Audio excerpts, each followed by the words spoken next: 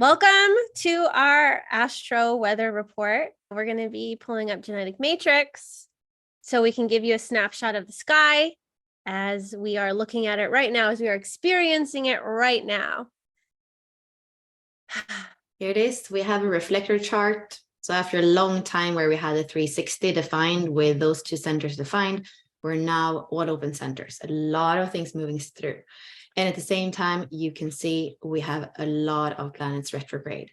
Just in the past few days, we had Venus stationing direct and then Jupiter going retrograde. And Jupiter is about forward movement, about expansion, about making things bigger. So when Jupiter goes retrograde, that's often where we really feel like part of that expansive energy is not there anymore. And it's a great time to go over things and reevaluate with all these retrogrades, but there can also be this feeling of not being able to move forward.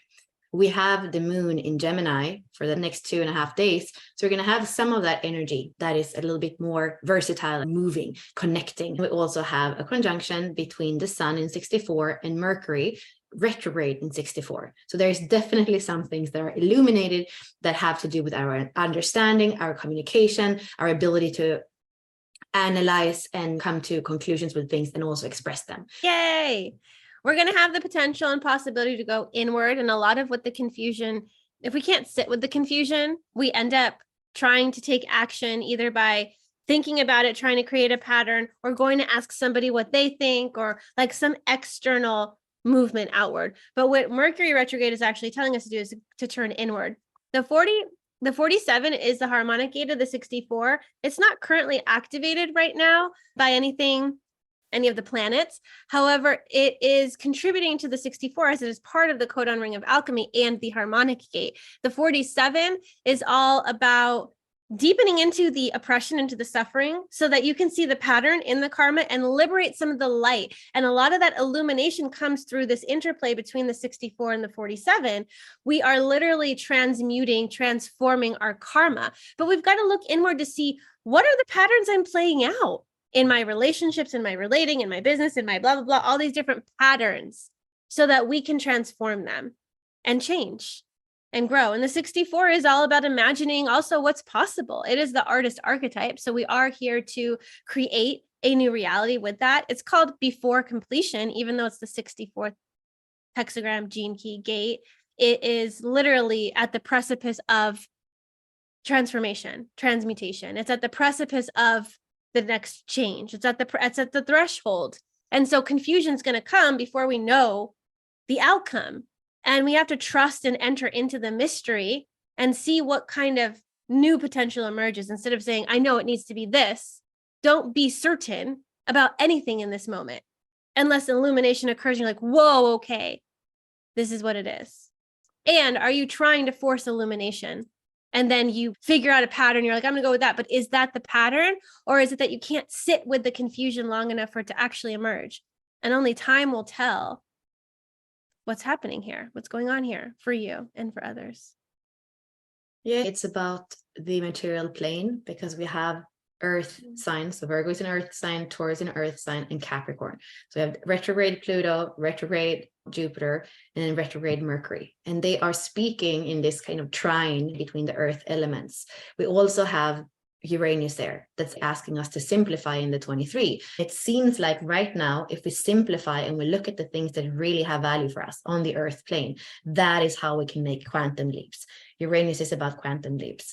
So some of the understandings and the things that are illuminated right now in those transits have to do with this earth plane and what you do with your resources. It can also be relating to your talents, because Taurus, where we have those two big ones, is about your inherent talents. What are you doing with them? Are you throwing them away? Maybe you're really good at something, but that's not even a hobby. It's a hobby you don't have time with. Like, how much is that a waste of talent? And that's what Taurus asks. Like, what are you doing with your talents, and how are you valuing yourself and your talents that are there in you and that you're here to actually share and express with the world so that you can create this earth plane stability for yourself?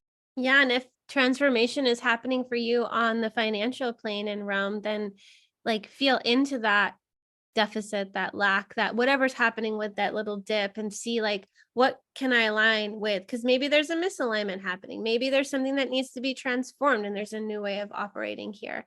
So I would feel into, give yourself more time. Give yourself more time than you've ever allowed yourself before to observe these things, observe these patterns, observe what's happening before you need to take action. Let's not take action off of fear, lack, scarcity, any of that stuff. Like, you're literally building a new foundation for you, yourself.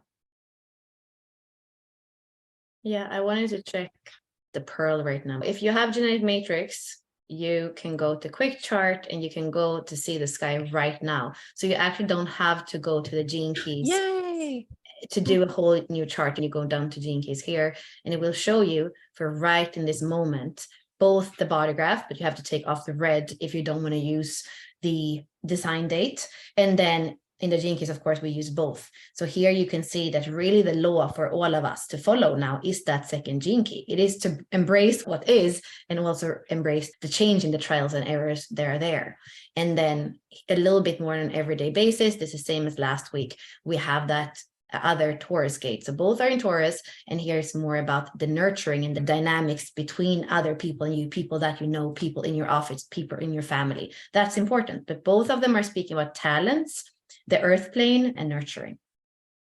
Yeah, I was pulling cards earlier today and I got accept and receive, which is very second gene key. Allow yourself to see and receive. And even you might be concealing something from yourself. The truth is waiting for you, and you can receive it in many different ways, even through the reflection of your relationships and the people around you. But more so, can you turn inward to connect with that, to remember, because you see the vocation or the core wound is the 33.2.